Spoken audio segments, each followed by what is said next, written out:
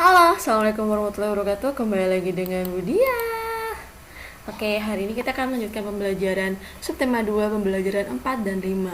Tapi sebelum kita melanjutkan pembelajaran hari ini, alangkah baiknya kita berdoa terlebih dahulu. Agar apa? Agar ilmu yang kita pelajari hari ini itu bermanfaat dan dapat terserap dengan baik. Oke, berdoa di tempat, dimulai. Berdoa selesai. Oke, di subtema 2 ini kita masih membahas tentang perkembangan teknologi sandang. Ingat, sandang itu adalah pakaian. Jadi, perkembangan bagaimana cara pembuatan pakaian dari masa ke masa. Oke, kita lanjut ke slide berikutnya. Sebelum lanjut, Budia akan bahas sedikit tentang pembelajaran kemarin. Kemarin kan udah memaparkan, menuliskan beberapa pakaian tradisional yang ada di Indonesia. Hari ini Budi akan bahas secara lebih detail tapi hanya beberapa bagian saja. Maksudnya dari beberapa bagian aja. Oke, selamat belajar. Nah, yang pertama ini adalah kain songket. Kain songket ini asalnya adalah dari Melayu. Bukan Melayu lari ya, tapi adalah peranakan Melayu. Nah, peranakan Melayu ini salah satunya adalah Sumatera, Malaysia, Brunei, Darussalam. Jadi kalau kalian lihat Malaysia ada yang pakai songket, ya wajar, karena itu adalah salah satu kain termasuk kain tradisional negara Malaysia. Karena itu tadi kita ini kan serumpun. Rumpun apa? Rumpun Melayu. Oke. Kemudian songket itu adalah kain tradisional yang sifatnya turun-temurun atau diwariskan. Jadi misalnya ibu kalian tuh punya songket, terus kalian tuh nikah. Nah, nanti terutama yang perempuan ya, nah nanti songket ini akan diwariskan ke anaknya. Nah, anaknya besok punya anak, nah diwariskan lagi. Jadi diwariskan dari generasi ke generasi. Makanya kalau biasanya songket yang generasi ke generasi itu biasanya sangat lapuk. Jadi pemakaiannya nggak boleh lama-lama dan tidak boleh dicuci menggunakan deterjen, hanya diangin-anginkan saja. Oke. Kemudian songket itu dibagi menjadi dua. Songket yang menggunakan mesin dan tangan. Ini maksudnya apa ya, Budia? Ini maksudnya adalah cara pembuatannya. Jadi songket yang dibuat dengan menggunakan mesin itu biasanya tekstur kasar. Sedangkan songket yang menggunakan tangan itu tekstur halus. Nah, ada harga, ada rupa. Ini harganya antara songket yang menggunakan mesin dan menggunakan tangan, tenun tangan itu berbeda. Kalau songket yang menggunakan mesin itu start dari 500.000. Sedangkan songket yang menggunakan tangan itu start dari 2 juta sampai 75 juta.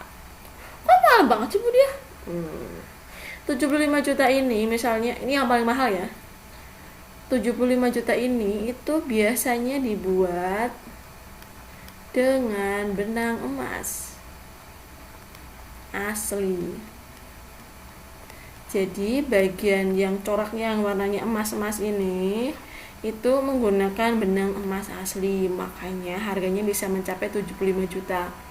Dan biasanya songket itu dipakai untuk bagian bawah dan juga sama selendang. Jadi biasanya satu paket 75 juta itu dapat bagian bawah kain yang buat untuk rok katakanlah, dan bagian selendangnya yang panjang. Oke, kita lanjut ke slide berikutnya. Nah, kain sasirangan. Ini Budia pindah dulu ini.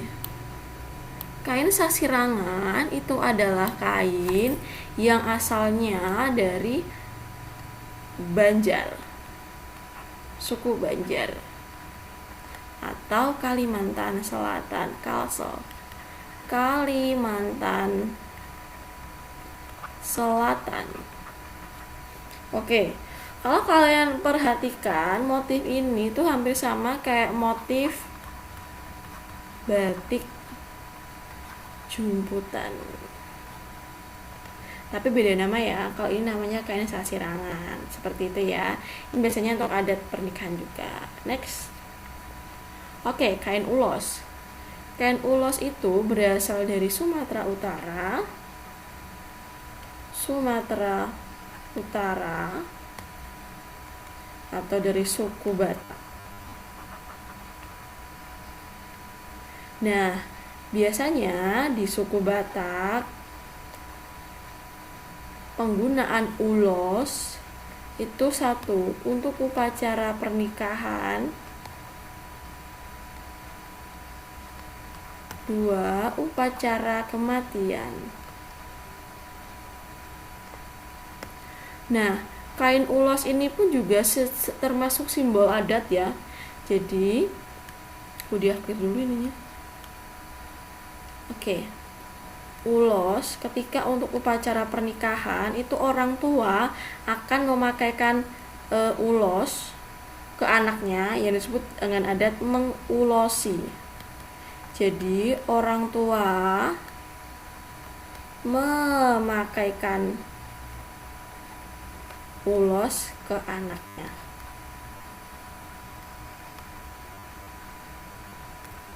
Gitu ya. Nah, biasanya orang yang pakai ulos pun adalah biasanya juga harus yang bermarga Batak keturunan ya.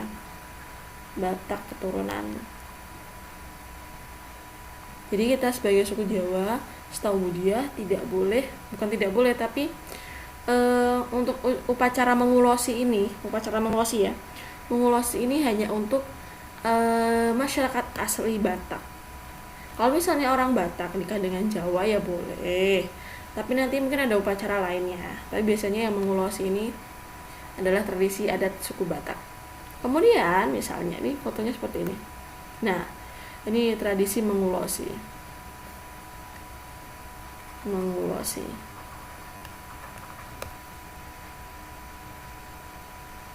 Nah, kalau misalnya ada orang non-Batak, misalnya presiden atau menteri yang berkunjung ke Medan, daerah Batak, kemudian diberi ulos, itu adalah sebagai bentuk tanda penghormatan.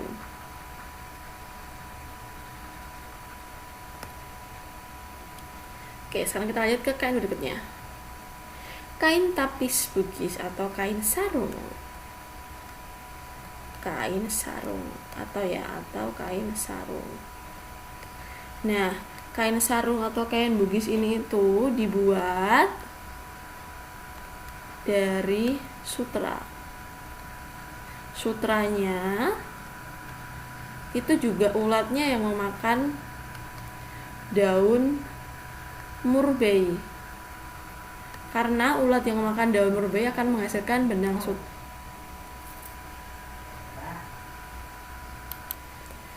Jadi daun murbei itu yang dimakan ulat sutra akan menghasilkan benang sutra yang sangat berkilau. Nah, bentar. Nah, kain, Nah, kain tapis atau kain sarungnya itu dipakai baik pria maupun wanita dalam adat pernikahan mereka. Jadi sarungnya itu kotak-kotak kayak gini. Seperti itu ya. Motifnya bisa kotak-kotak ataupun segitiga seperti ini. Ini adalah kain. Oh ya, tadi belum jelasin. Ini dari Sulawesi. Oke, kain tapis atau kain sarung. Kita next ke halaman berikutnya atau slide berikutnya. Oke, yang selanjutnya adalah dari Jogja. Kain lurik. Biasanya kain lurik itu akan dipadukan dengan yang namanya jarik. Nah, hari ini bahasan Budia akan fokus ke jariknya. Agar kalian ada pengetahuan baru. Oke. Jarik itu adalah singkatan dari ojo sirik. Oke. Singkatan dari ojo sirik. Jarik, kalian harus tahu itu ada dua jenis, gagrak Yogyakarta atau gagrak Jogja. Yang kedua adalah gagrak Solo atau Surakarta. Nah, gagrak gagrak clear dulu biar lebih jelas. Budia singkat. Gagrak itu apa sih, Budia? Gagrak itu gaya atau ciri khasnya lah.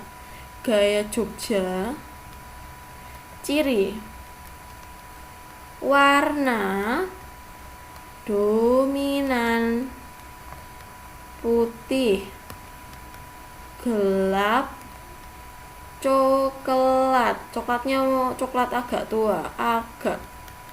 tua. Kemudian gagrak Solo, ciri warna cerah, kuning atau coklat terang. Nah, kemudian ciri yang berikutnya adalah bagian aris. Oke, ini ada sebutan baru. Ini pakai warna merah. Kalau kalian di rumah ada jari, perhatikan bagian tepi jari ada warna sisa putih. Ini yang namanya aris. Nah, ini juga jadi ciri. Kalau Solo, bagian arisnya sini warnanya kuning. Kalau Jogja, bagian arisnya berwarna putih. Ini udah jadi ciri ya. Kalau sini arisnya putih berarti Solo lagi Jogja. Kalau bagian arisnya warnanya kuning berarti dari Solo, alias jarinya itu gagrak Solo. Seperti itu ya. Sekarang kita lanjut. Sekarang kita akan membahas perbedaan cara pemakaian jarik gagrak Jogja dan gagrak Solo. Oke, kalian tadi udah tahu istilah aris ya. Aris itu adalah kain sisa, bukan kain sisa, tapi bagian kain tepi jarik. Biasanya berwarna putih maupun kuning. Oke, sekarang kita bahas ini yang sebelah kiri ini. Ini adalah abdi dalam atau orang yang memakai jarik dengan gagrak Solo, gaya Solo ya. Jadi nyampingnya ini nyamping gaya Solo. Cirinya adalah aris tidak terlihat. Jadi kalau aris jarkak, nah arisnya untuk orang yang pakai gagrak Solo itu tidak boleh terlihat karena itu sudah pakemnya atau aturannya. Kemudian yang gagrak Jogja, aris harus terlihat. Nih, perhatikan. Nah, nih. Biar kelihatan pakai warna kuning. Nah, nih arisnya. Kelihatan toh? Nah, ini. Ini memang sengaja diperlihatkan yaitu pakemnya. Pakemnya kalau jarik gagrak Jogja dan dipakai sama orang Jogja. Bu, kalau misalnya aku pak punyanya jariknya jarik gagrak Solo, tapi pakainya arisnya tak lihatin gimana? Gak boleh. Gagrak misal aris gagrak Solo tidak dipakai dengan model seperti ini. Jadi arisnya harus tidak terlihat. Jadi kalau misalnya kalian beli ini nyamping yang udah jadi, udah siap pakai, batiknya gagrak Solo, tapi arisnya kelihatan, jangan dibeli. Karena apa? Karena salah, tidak pakem. Kemudian kalau misalnya kalian beli yang gagrak Jogja tapi arisnya tidak kelihatan, itu juga salah. Jadi sesuai pakem. Perhatikan ini ya, gagrak Solo aris tidak terlihat, gagrak Jogja aris harus terlihat. Gitu ya. Semoga nambah pengetahuan kalian dan Budia. Di sini Budia sama-sama belajar kok. Oke? Next. Ini kalau kalian lagi ke pasar nih. Ini loh arisnya. Nih aris. Pas dipakai harus terlihat arisnya, nggak boleh nggak kelihatan. Kemudian ini yang gagrak Solo. Nih arisnya nih. Nih aris kuning bentar. penanya warna kuning biar kelihatan. Ini harusnya nih. Nah, nih. Ini Aris. Udah jadi nih, kalau ini adalah jari gagrak Solo atau Surakarta gitu ya. Semoga nambah pengetahuan. Oh ya, besok kalau ada waktu lebih kita akan bahas tentang cara ngewiru. Oke, lanjut ke halaman berikutnya. Ini halaman 96 kalau nggak salah. Udah lupa nulisnya. Oke, di sini ada berbagai line, itu punya macam-macam baju. Nih ada baju pesta, baju tidur, seragam. Ini baju olahraga. Ini baju mungkin bermain. Ini baju musim dingin atau pas musim hujan. Jadi bersyukurlah kalian kalau kalian tuh punya berbagai jenis macam baju. Punya seragam alhamdulillah, punya baju olahraga alhamdulillah, punya baju khusus kondangan juga alhamdulillah. Minimal kalian punya baju berbagai macam jenis baju. Tujuannya apa? Ketika kalian menghadiri suatu acara itu bisa disesuaikan dan kalian harus bersyukur dengan hal itu. Oke? Next. Nah, tema 7 halaman 98 silakan kalian buka. Di situ dari pasar kemudian menuju ini. Dari petani menuju pasar. Oke. Jadi bahan pakaian itu ada dari kapuk. Oh, ini kapuk pohon randu. Ada dari bulu domba. Ini dari katun mungkin. Itu kemudian ini sama petani, oleh petani kapuk. Ini sebetulnya juga petani ya. Petani bulu domba. Semua bahan-bahan ini itu akan dikirim ke pabrik, kemudian dipintal untuk dijadikan benang. Next. Nah, setelah jadi benang itu akan diolah lagi menjadi apa? Kain. Kita jadi kain apa? Dijahit secara massal, kemudian akan jadi baju yang diedarkan ke pasar atau ke toko. Oke, ini termasuk keberagaman pekerjaan. Kemarin keberagaman apa? Hal yang bermacam-macam ya. Keberagaman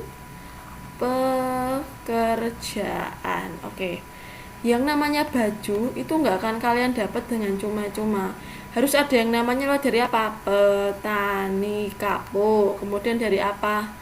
Pemintal benang. Asalnya itu dari mana? Diurut ke, ayo coba. Pemintal benang, kemudian apa? Penjahit. Tanpa adanya penjahit nggak akan ada yang namanya baju. Kemudian apa? Penjual baju.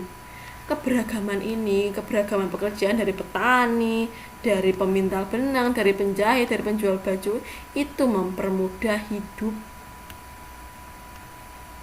Keberagaman pekerjaan